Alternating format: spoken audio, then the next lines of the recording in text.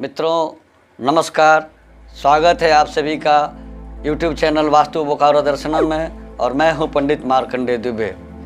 आज हम आपको एक ऐसी जानकारी देंगे जो सुनकर आपको बहुत अच्छा लगेगा। आज के ज़माने में विवाह में बाधा आना, विवाह होने पर झंझट होना, डिवोर्स होना, कलह होना आम बात हो गया है। इसके व्यवस्था को कैसे सुधारा जाए? कलह, विलंब, क्योंकि कुंडली में एक दोष होता है मांगलिक दोष। मांगलिक दोष के चलते विवाह में बाधाएं आती हैं, विलंब होता है। मंगल ही मांगलिक दोष का कारक नहीं होता है, चूँकि मंगल दोष के परिहार में लिखा गया है कि भव में न सदृशः भौम पापो वा तादृशः भवेत् विवाह शुभदो प्रोक्त चिरायु पुत्र पौत्रदः। अर्थात मंगल के समान पाप ग्रह शनि, राहु, केतु, सूर्य को भी नैसर्गिक पापी माना गया है। वहाँ पर सप्तम में सूर्य हो तो वैवाहिक जीवन में लफड़ा करता है। शनि हो, राहु हो, केतु हो, तो जिन जिन स्थानों पर मंगल के बैठने से मांगलिक दोष बनता है उन स्थानों पर शनि, राहु, केतु के होने से भी मांगलिक दोष बनता है। पंचम और एकादश भाव में पापग्रह राहु और केतु की युक्ति हो, राहु पंचम में हो, केतु एकादश में हो, केतु पंचम में हो, राहु एकादश में हो, तो यह प्रतिबंधक योग बना करके वैवाहिक जीवन को विघटन में लाता है, संतान प्रतिबंधक योग बनाता है और वैधव्य योग को देता है। तो मांगलिक दोष को शांति करने के लिए हमारे शास्त्रों में क्या सुझाव हैं, कैसे इसको शांत किया जाए, और इसके लिए एक अचूक तिथि बहुत करीब है। बट सावित्री व्रत मांगलिक दोष शांति कराने के पहले कर लेना अतिशय फल देता है। हमारे शास्त्रों में यह उल्लेख है, जब मंगल के परिहार को लिखा गया है तो वहाँ लिखा गया है कि मंगलिक यानी जिन कन्या के जन्म संस्थान में जन्मकालिक ग्रह चक्र के आधार पर किन्हीं स्थानों पर जहाँ से मांगलिक दोष बनता है, वो मंगल हो, शनि हो, राहु हो या केतु हो, इनसे अगर मांगलिक दोष बनता है तो मंगल दोष शांति के लिए 3 विधि बताया गया है कि कुंभ विवाह, ब्रह्म विवाह या विष्णु प्रतिमा के साथ विवाह। तो इसके पहले यह निर्देश है कि बट सावित्री का व्रत कराना। आम जन यह जानते हैं कि सौभाग्यवती स्त्रियां अपने पति के दीर्घायुत्व और पति के जीवन में आने वाली बाधाओं की शांति के लिए करती हैं, लेकिन यह जान लीजिए कि मांगलिक दोष के शांति के पहले अगर बट सावित्री व्रत कर लिया गया तो मंगल दोष शांति का पूर्ण फल मिलता है। और बट सावित्री व्रत वर्ष में एक बार ही आता है। मंगल दोष की शांति एकांत में अकेले में कहने को बताया गया है, करने को बताया गया है। वर्तमान में क्या देखा जाता है, मंदिरों में मंगल दोष की शांति कराई जाती है, जहाँ अनेकों लोग देखते हैं इसको। केले के वृक्ष से मंगल के दोष की शांति कराई जाती है। अभी तक मैंने इसको नहीं पाया कि केले के वृक्ष से मंगल दोष की शांति होती है।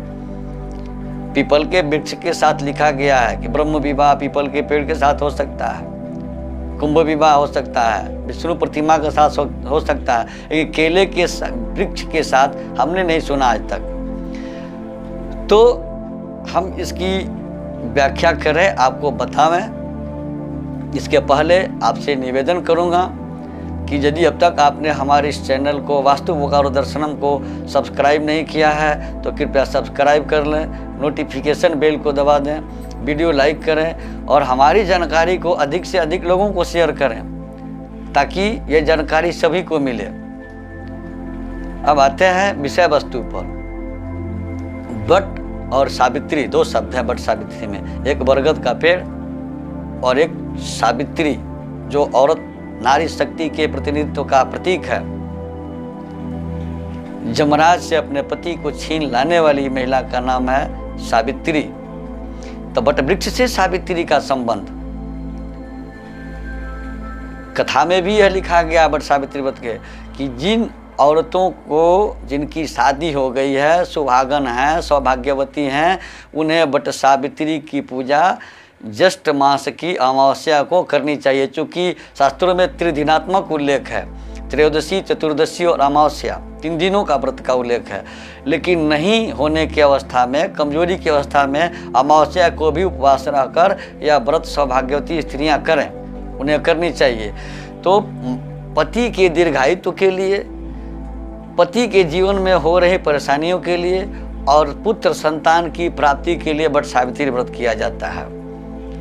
विधि, जो मूल विधि बता रहा हूँ, लोक परंपरा के अनुसार इसमें पूजा के सामग्रियों में भेद पाया गया है। जहाँ जैसा देश वैसा उसका व्यवस्था है, लेकिन मूल चीज़ है कि बांस की 2 टोकरी, एक टोकरी में ब्रह्मा की मूर्ति स्थापित करें और ब्रह्मा के बगल में सावित्री की मूर्ति स्थापित करें, और दूसरी टोकरी में सत्यवान की और सावित्री की मूर्ति स्थापित करके दोनों टोकरियों को वट वृक्ष के पास ले जाना है। इसके पहले सूर्योदय से पहले उठकर स्नान ध्यान करके विधिवत पवित्र होकर पूजन सामग्री एकत्रित करके 2 टोकरियों में, एक में ब्रह्मा और सावित्री की प्रतिमा और एक में सत्यवान और सावित्री की प्रतिमा वट वृक्ष के नीचे ले जाएं।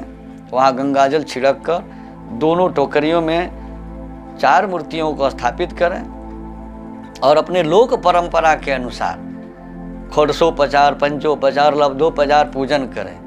पूजन के बाद अपनी सासू माँ अर्थात जो कन्या, जो औरत इस व्रत को कर रही है, वो अपने पति के माँ का चरण स्पर्श कर उनसे आशीर्वाद लें।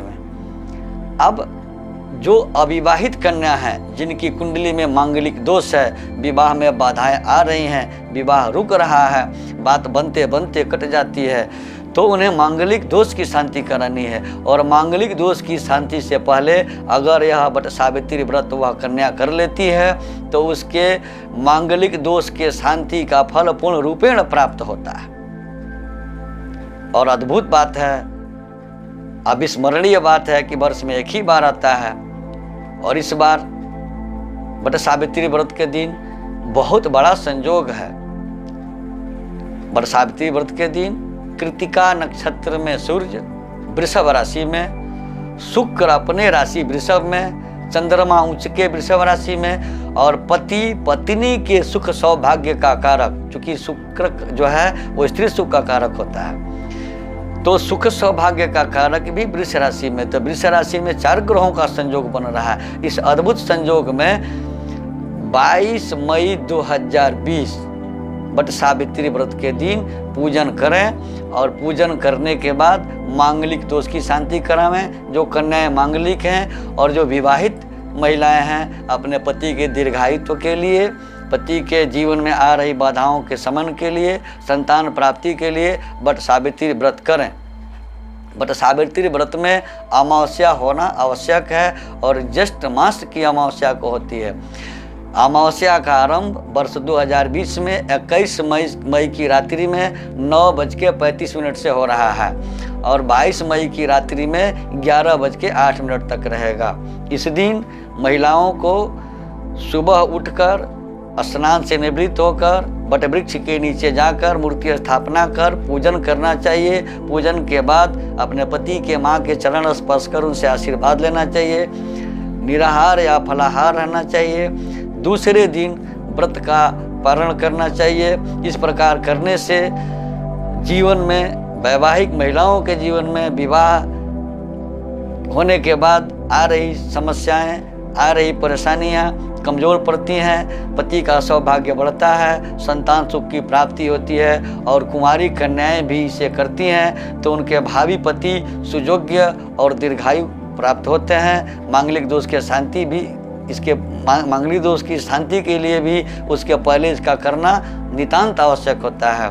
मित्रों, हमें यह लग रहा है, अनुभव हो रहा है कि यह वीडियो आपको बहुत अच्छा लगेगा। इससे आपको काफ़ी ज्ञान मिलेगा, जानकारी मिलेगी, और मैं आशा करता हूँ कि आप इस वीडियो को अधिक से अधिक लोगों को शेयर करेंगे ताकि यह ज्ञान, यह जानकारी बहुतों के पास पहुँचे। मेरे यहाँ कुंडली बनाई जाती है, कुंडली का वार्षिक फलादेश किया जाता है, वास्तु विजिट किया जाता है। वाराणसी के सुयोग्य विद्वानों के द्वारा बड़े से बड़े यज्ञ और अनुष्ठान करवाए जाते हैं। जिनकी निसज्जन को इसकी आवश्यकता हो, कृपया स्क्रॉल पर दिए गए हमारे नंबर से संपर्क कर हमसे अपॉइंटमेंट ले सकते हैं, वास्तु विजिट करा सकते हैं, कुंडली बनवा सकते हैं, कुंडली दिखा सकते हैं, बड़े से बड़े यज्ञ और अनुष्ठान करवा सकते हैं। धन्यवाद।